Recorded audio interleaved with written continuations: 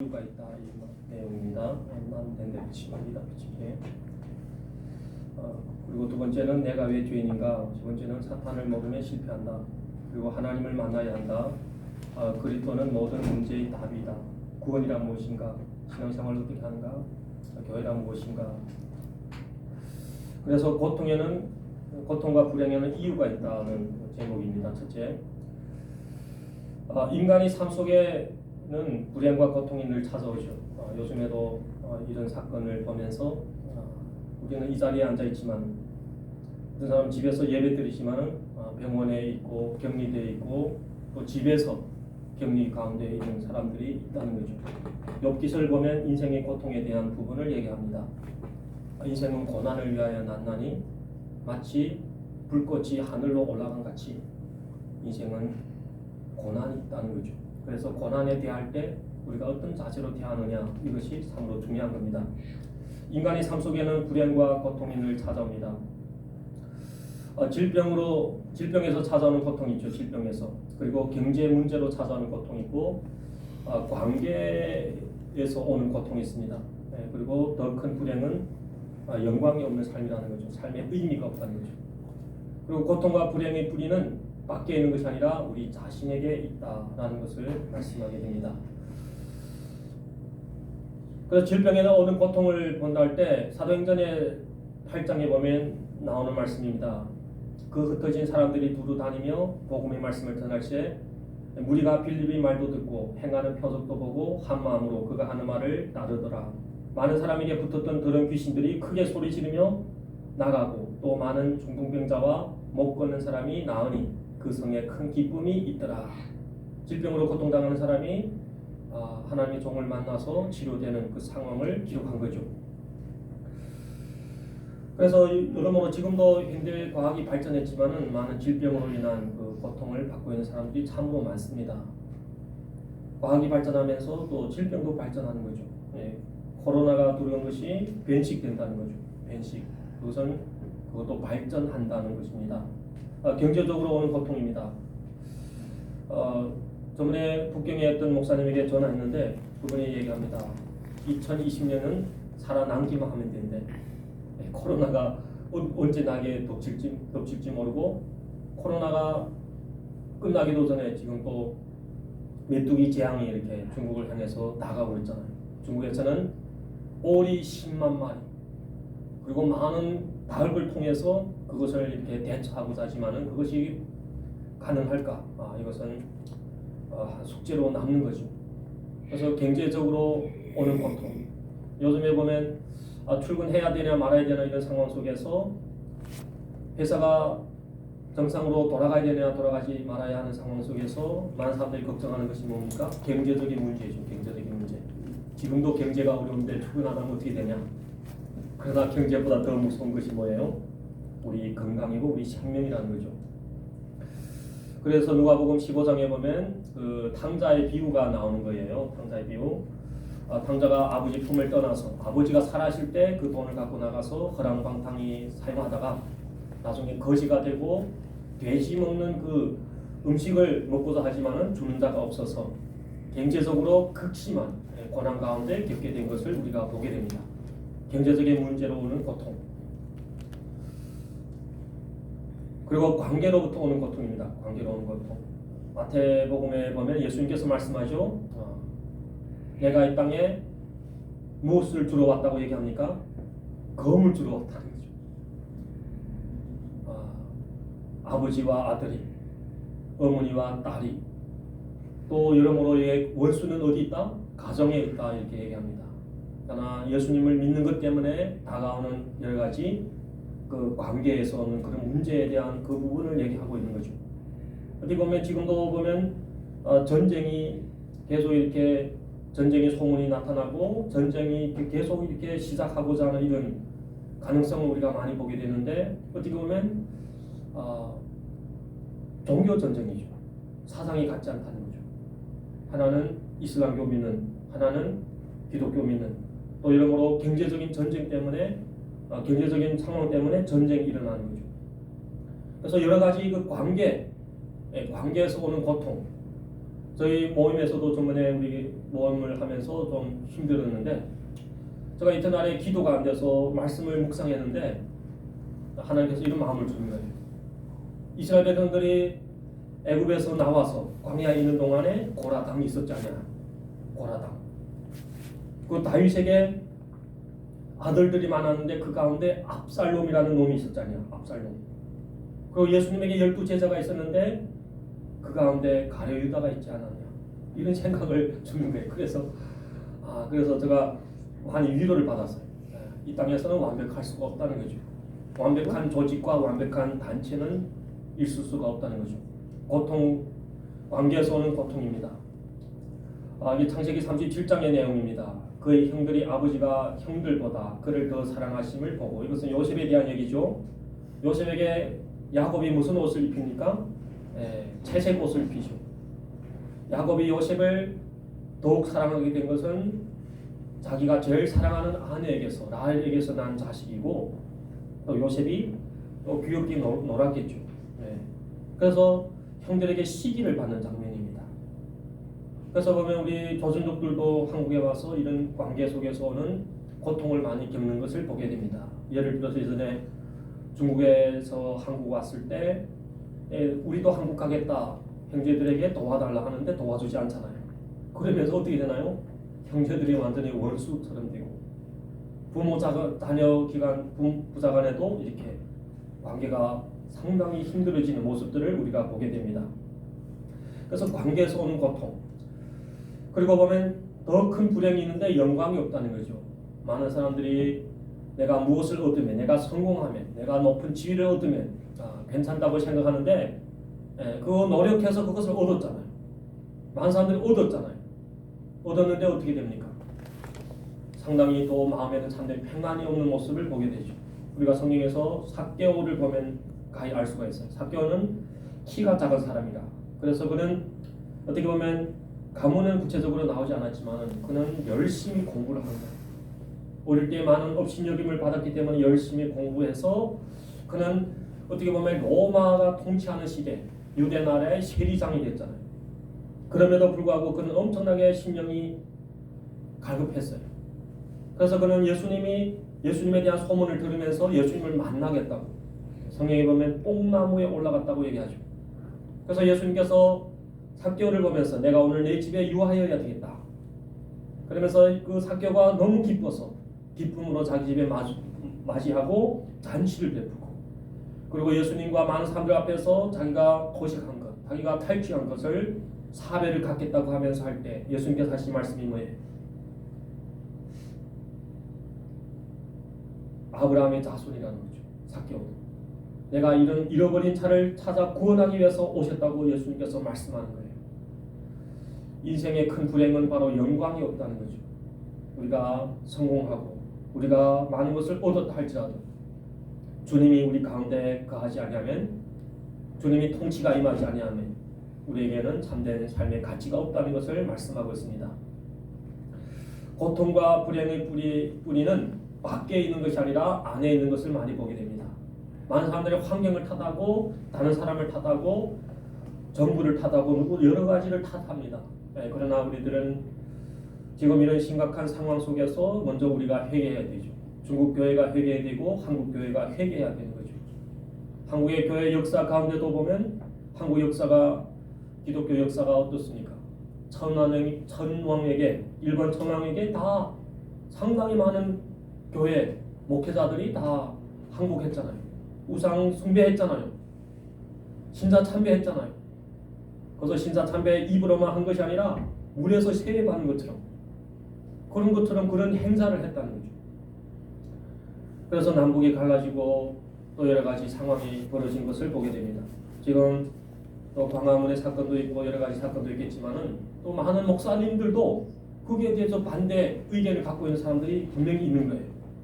이것을 본할 때 목회자들도 이게 성경에 대한 바른 그 개념이 없어서 여러 가지 또 이런 문제가 발생하는 것을 보게 됩니다. 고통과 불행의 뿌리는 밖에 있는 것이 아니라 안에 있다는 것을 우리가 생각해 봐야 됩니다. 디모데후서 3장 1절부터 5절의 말씀입니다. 우리 함께 글자 보이면 읽읍시다. 시작. 너는 이것을 알라. 말세에 고통하는 때가 이르러 사람들이 자기를 사랑하며 돈을 사랑하며 자랑하며 교만하며 비방하며 부모를 거역하며 감사하지 아니하며 거룩하지 아니하며 무정하며 긁지 아니하며 오만하며 절제하지 못하며 사나우며 선한 것을 좋아하지 아니하며 배신하며 조급하며 자만하며 쾌락을 사랑하기를 하나님 사랑하는 것보다 더하며. 아멘. 이서 보면 이것이 다 심리적인 문제죠. 그래서 우리가 이 땅에서 참으로 평안을 누리려면 참 마음의 그 욕심을 버리는 것이 중요합니다. 욕심.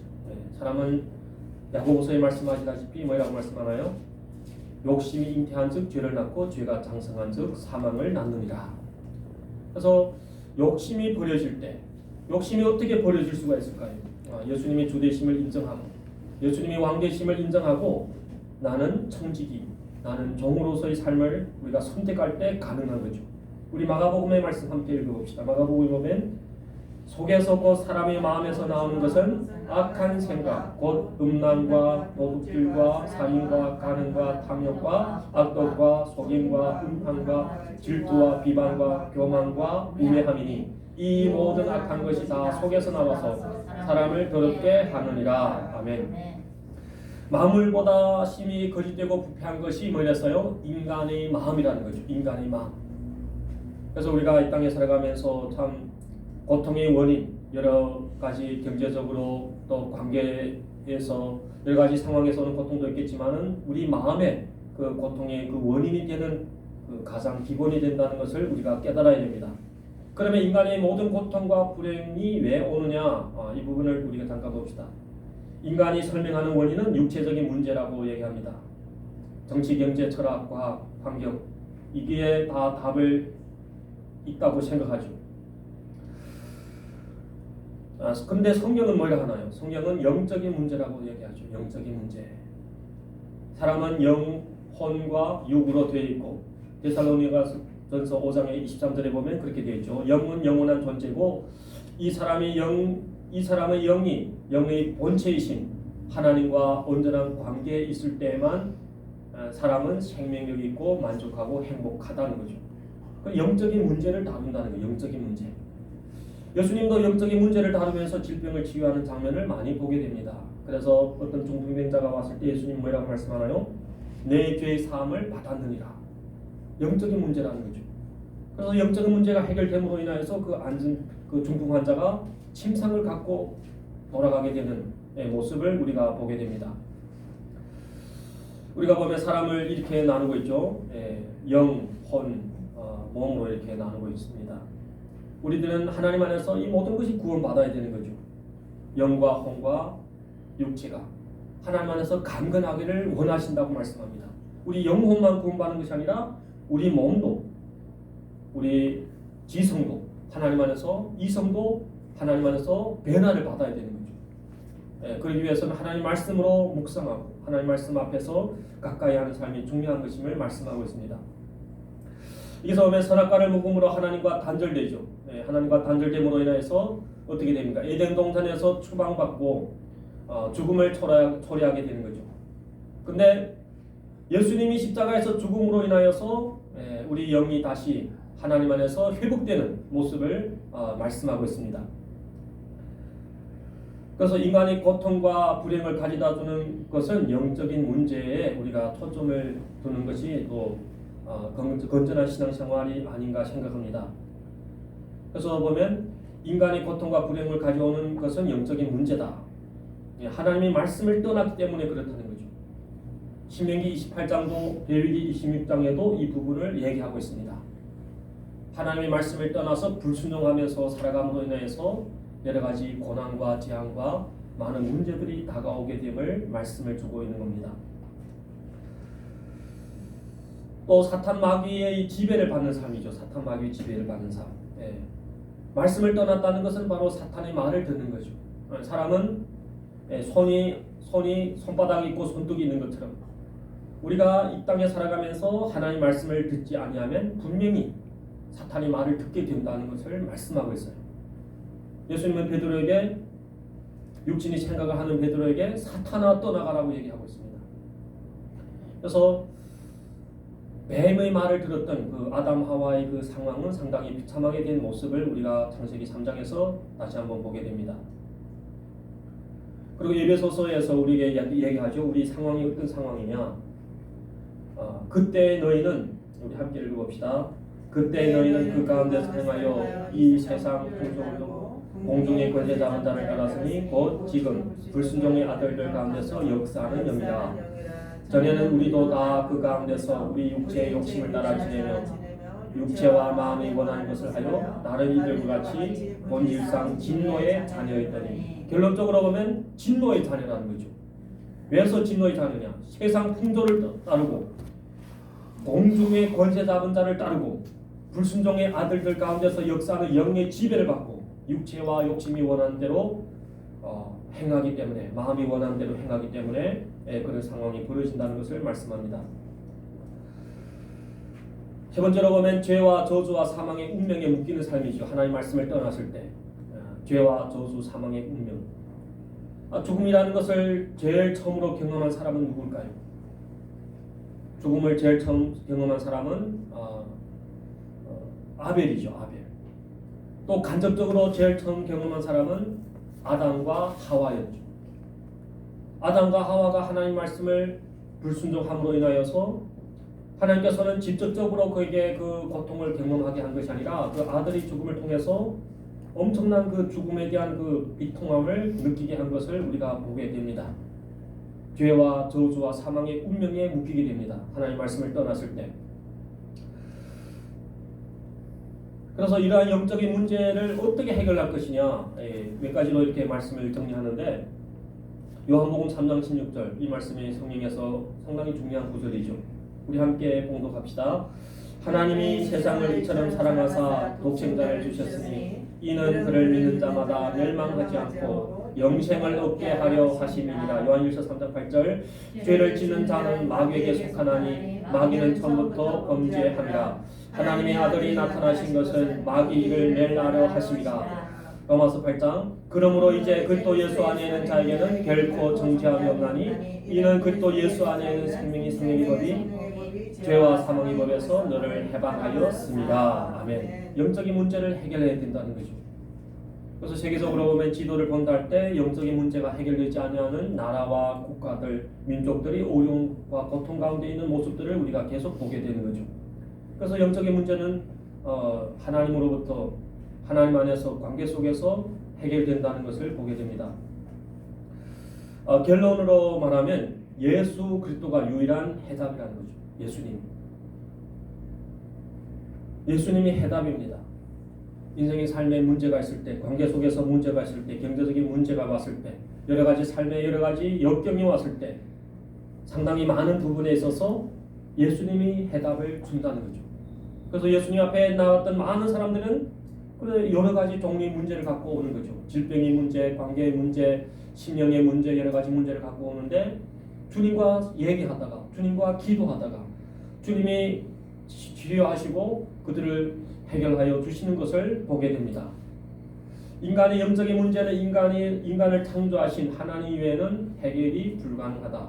그래서 하나님이 완벽한 해결자를 보내주셨으니 그분이 바로 예수님이시다. 그러므로 기독교는 훌륭한 교훈을 배워 실천함으로 선하게 살자는 소위 종교 중의 하나가 아니다. 하나님의 사람으로 오신 그리스도를 통하여 죄와 마귀의 문제를 해결하고 하나님과의 관계를 회복함으로 영적인 생명이 살아나는 것이고 하나님과 함께하는 영적인 삶의 힘으로 육신의 문제들을 정복하며 사는 것이다. 그래서 우리가 영적으로 먼저 해결해야 되는 거죠. 영적인 문제가 해결되면 또 관계 면에서도 여러 가지 면에서도 참으로 하나님이 다스리심을 우리가 경험하게 됨을 우리가 보게 됩니다. 오늘 우리 일과만 잠깐 이렇게 함께 나누는데 우리 인생의 많은 고난, 많은 고통, 다만 우리 여러 가지 방법으로 사는 것이 아니라 하나님이 기뻐하시는 진리 말씀 근거해서 우리 삶의 문제를 해결하고 하나님과의 관계가 더 아름답게 회복되는 저와 여러분 되기를 예수 이름으로 기도드립니다. 아멘.